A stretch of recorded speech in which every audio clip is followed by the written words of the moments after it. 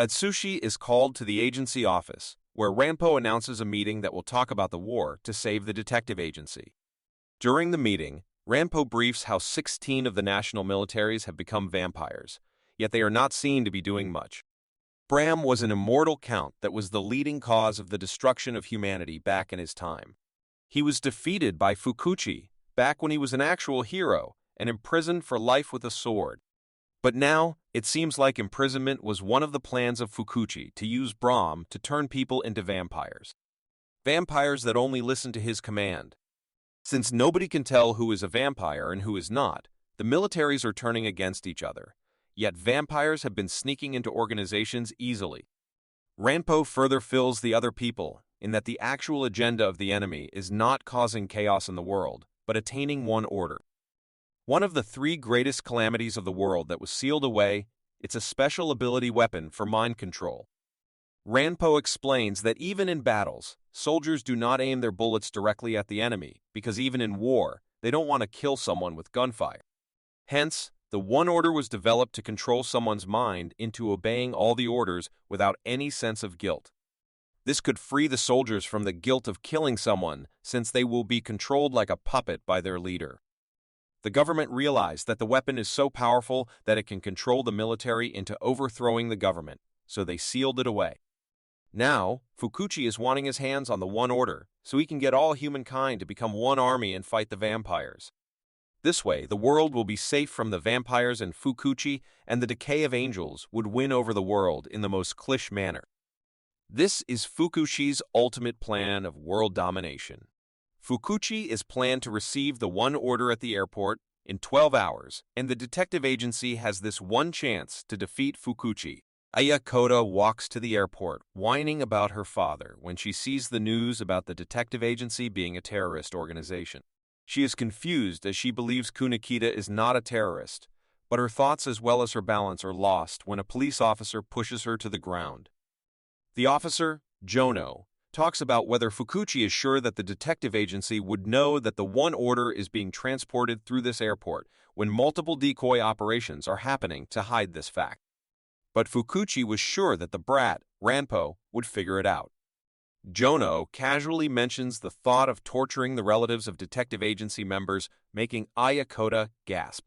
Judging by the heartbeat of Ayakota, Jono turns around smirking that she has some relation to the detective agency.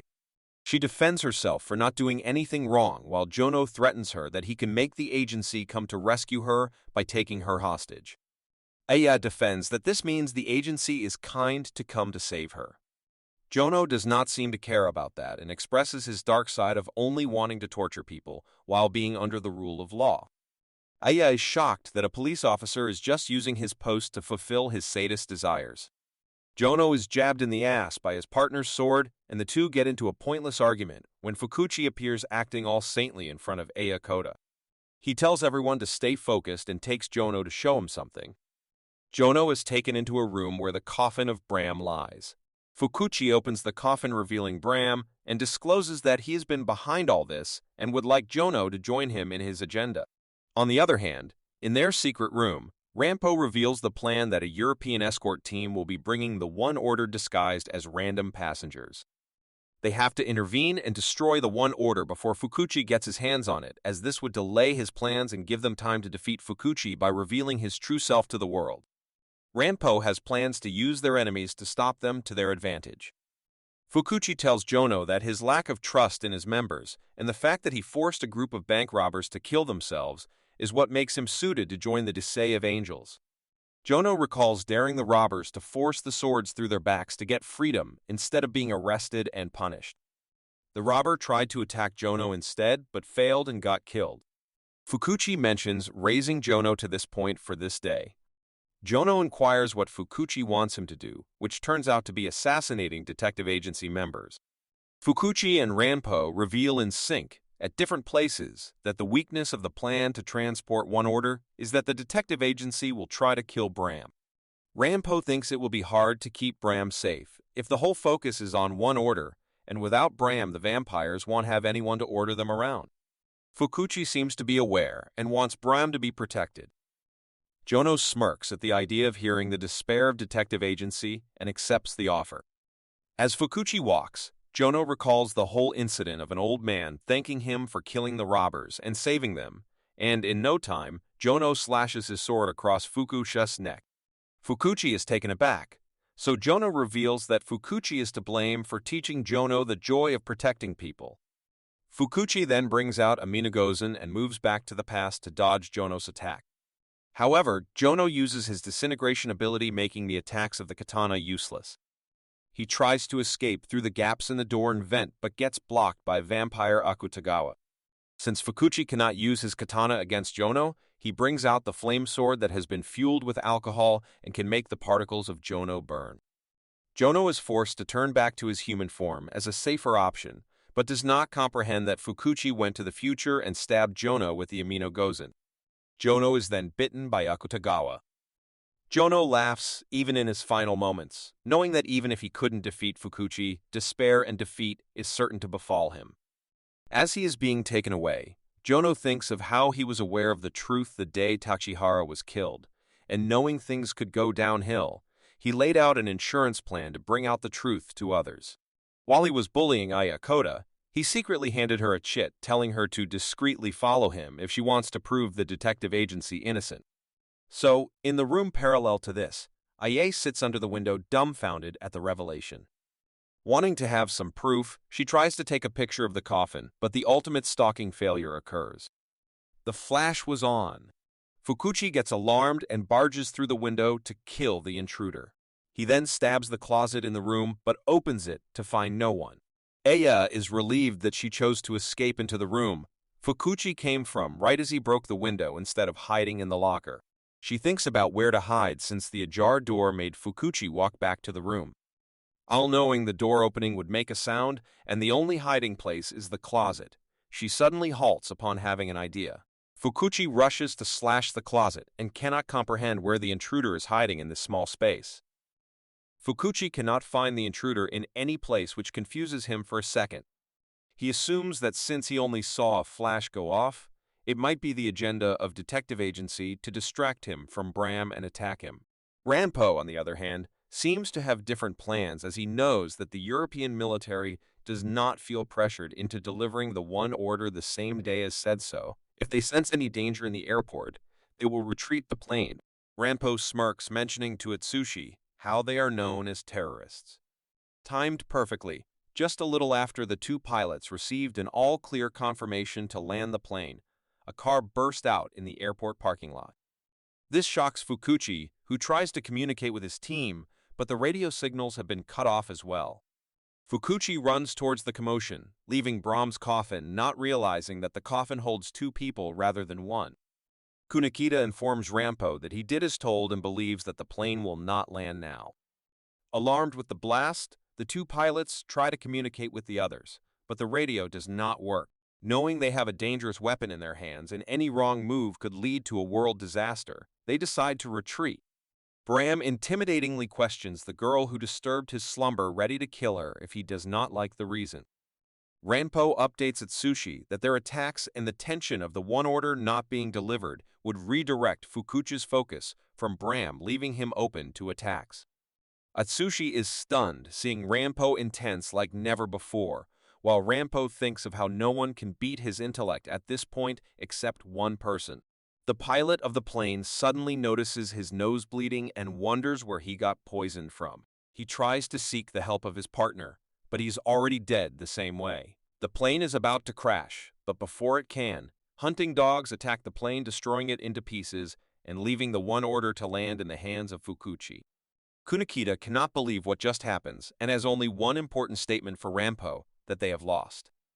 Rampo knows that Fyodor is a mastermind controlling stuff from underground, and they would have lost the one order if not for one important detail. Fukuchi tries to open the one order and realizes it can't be opened by physical strength.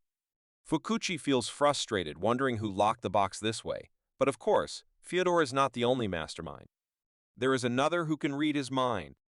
Back when the Europeans were departing the one order, they had their doubts about handing it to foreign military, and Ango suggested wanting the one order to be only opened when there is a vampire attack. It needed their chief's direct orders, but he is bedridden. Ango feels Dazai's hands on his shoulders telling him to lie, so Ango tells the Prime Minister that the chief is awake and orders that. After the order, Ango sighs as this could make him a political traitor, but must have made Dazai happy. Rampo is grateful that Dazai's plan succeeded, but the danger remains with the box carrying one order still in the hands of Fukuchi. There seems to be an intrusion in the jail while Fyodor announces he is bored of the room now, making Dazai agree with him. To kill the boredom, Dazai decides it's finally time for one of them to die since it would be a shame if the world comes to an end and they both are alive. Fyodor shares the same excitement as Dazai and announces they should escape.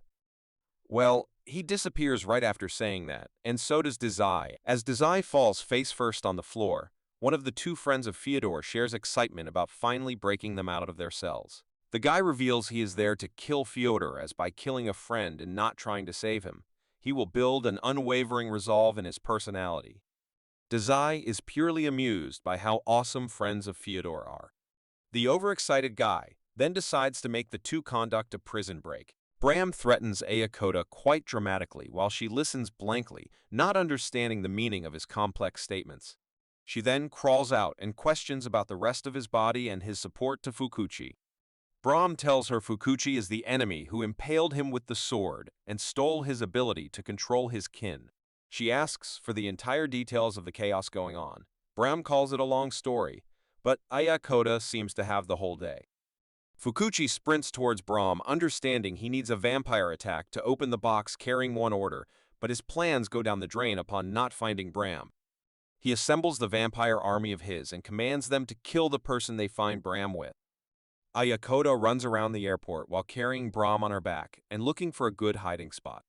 In the prison, the guy gives them both poisonous injections that will kill them in half an hour, and whoever breaks out of the prison first will be the only one to receive the antidote. The happy guy apologizes to Dazai as he wants to kill Fyodor. This amuses both Fyodor and Dazai. The two laugh like psychopaths while injecting themselves with poison. Ayakota hides, wondering where to go as all the places have closed off. She then asks Bran to help her, who seems to be more interested in wanting to go back and sleep. She begs Bran, who mocks her for asking help from the enemy of man herself. This makes her panic die down into embarrassment, as she indulges in self-loathe for not having any skills to save anyone and even shivering due to the fear of what's happening. Bran is about to show disinterest, but pauses upon seeing her tears while asking for his help with strong determination. He sighs and agrees to help her with one mighty thing in return, which he is sure she cannot offer him. Ayakota listens carefully to all the explanations about what he wants, only for it to turn out to be a radio. Not having seen any radio for a while, she decides to offer him her phone and earphones and plugs them in to have him try some soothing songs. To say the vampire witnessed a heaven of its own won't be an exaggeration upon seeing Bran's reaction to the emotion he just witnessed. The perfect scheme on how to win over the enemy of mankind.